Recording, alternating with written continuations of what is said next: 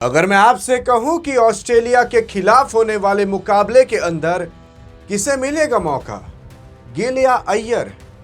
क्योंकि हाल फिलहाल अभी जितनी आपकी इंडिया बनाम ऑस्ट्रेलिया की चर्चाएं नहीं हो रही हैं, उससे ज़्यादा ये चर्चा हो रही है कि आखिरकार चर्चे में रहेगा कौन, यानी कि मैच के अंदर रहेगा कौन, गिल या अय्यर।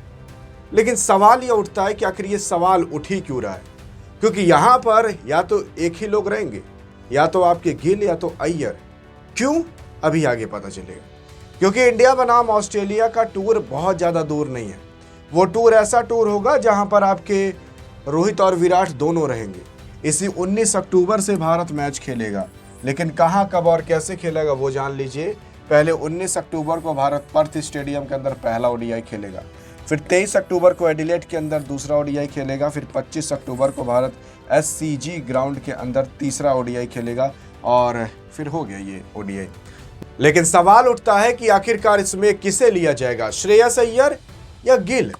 लेकिन सवाल ये उठ क्यों रहा है पता है आपको? क्योंकि हाल फिलहाल अभी कहा गया था कि जो आपके गिल साहब हैं वो लगातार मैचेस खेलते चले आ रहे हैं। आईपीएल से पहले चैंपियंस ट्रॉफी, उसके बाद फिर आईपीएल पूरा का पूरा, फिर 1.5 से 2 महीने इंडिया बनाम इंग्लैंड का टेस्ट मैच, उसके बाद एशिया कप, उसके बाद भी इंडिया बनाम वेस्ट इंडीज़ का मैच, और अब कहा जा रहा है कि भाई चलो ऑस्ट्रेलिया का भी मैच खेलो।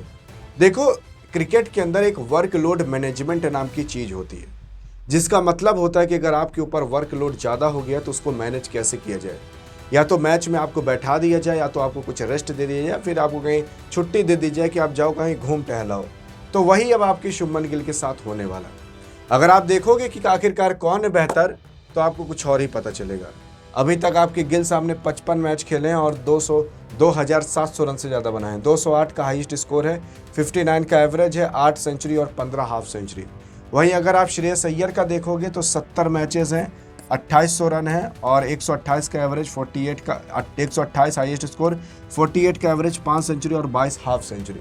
अगर देखने पे कौन बेहतर लग रहा है भाई, आपके श्रेयस अय्यर ने 15 मुकाबले ज़्यादा खेल कर भी 100 रन से भी ज़्यादा नहीं बनाया आपके गिल से।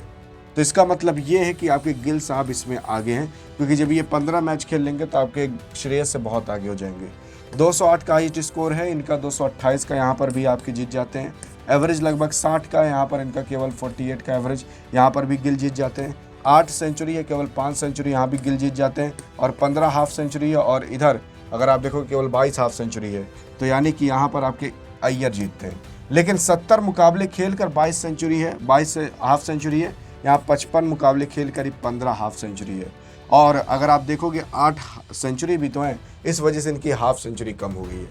इसका मतलब ये है कि ऑल ओवर विजेता आपके गिल साहब होते, तो गिल को मौका क्यों नहीं, अभी डिस्कस करते हैं और अच्छे से। अगर आप देखोगे आईसीसी की रैंकिंग में भी आपके गिल जो हैं वो ओडीआई के अंदर नंबर 1 है, और ऑस्ट्रेलिया के साथ ये मुकाबला किसी और फॉर्मेट में नहीं बल्कि ओडीआई के ही फॉर्मेट में होने वाला है। लेकिन अब सवाल उठता है कि आखिरकार कौन है। तो देखो, यहाँ पर अभी एक कंपैरिजन कर लेते हैं। इनका 100 का स्ट्राइक रेट है ओडीआई में, 262 इनका चौके हैं और 74 सिक्सेज हैं। इनका भी लगभग 100 का स्ट्राइक रेट है, 313 चौके यहाँ पर आपके गिल जीतते हैं, और 59 सिक्सेज हैं, यहाँ पर आपके अय्यर जीतते हैं। लेकिन अब सवाल उठता है कि आखिरकार कौन है बेहतर? तो सिंपल सी बात है, गिल है बेहतर। लेकिन सवाल उठता है कि किसे मिलेगा मौका। तो मैंने आपको जैसा बताया ही कि आईपीएल खेले, उसके बाद इंग्लैंड के साथ टेस्ट खेले, उसके बाद एशिया कप खेले, उसके बाद अगर आप देखोगे वेस्ट इंडीज़ के साथ खेलना है। तो अगर आप किसी आदमी को 4-4, 5-5, आधा साल पूरा मैच ही खिलाओगे तो यार थकेगा नहीं। यह आदमी एक दिन क्या काम करने चला जाता है, थक के चूर हो जाता है। इस बंदे को 6-6 महीने लगातार खिलाया जा रहा है। साथ ही साथ आप सोचो कि बीच में तो रेस्ट मिलता है, भाई रेस्ट इन लोगों को कुछ नहीं मिलता। मैच खत्म हुआ, चलो प्रैक्टिस करो, प्रैक्टिस नहीं करने तो 20 इनके बिजनेसेस चलते रहते, चलो उसे करो। वो भी नहीं किए, चलो सोशल मीडिया हैंडल पर ही कुछ पोस्ट करो। वो भी नहीं करना, चलो अपना घर दुआर तो कम से कम देख लो। अगर वो भी नहीं किया तो कहीं मीटिंग में चलना है, बीसीसीआई बुला ली है, दूसरे देश जाना है, ट्रैवल करना है। इन लोग को फुर्सत एक टाइम भी नहीं रहती। और अगर उसी के ऊपर से मैच का भी बोझ लाद दोगे और वो भी टेंशन भी लाद दोगे तो काफ़ी बड़ी दिक्कत होती है। तो इस वजह से कहा जाता है कि इनको एक बार रेस्ट जरूर देना चाहिए।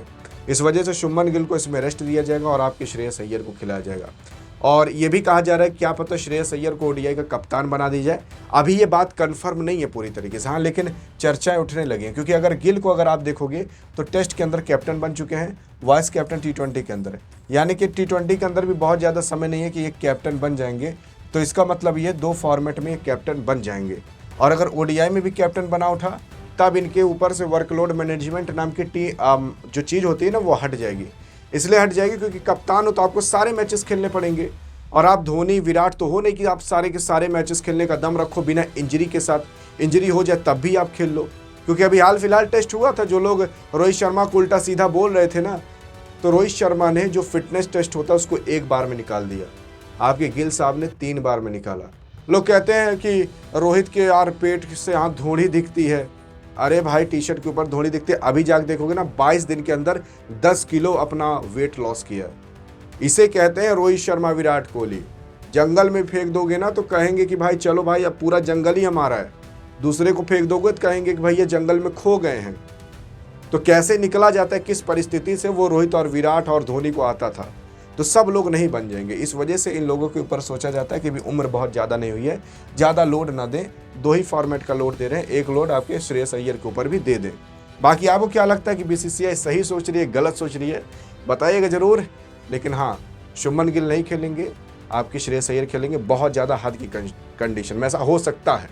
लेकिन अगर अधिक जानकारी चाहिए कि भारत का क्या प्लेइंग 11 रहेगा ऑस्ट्रेलिया के खिलाफ, तो इस वीडियो पर क्लिक करके देख सकते हो। मिलेंगे इस वीडियो में, तब तक के लिए जय हिंद और जय भारत।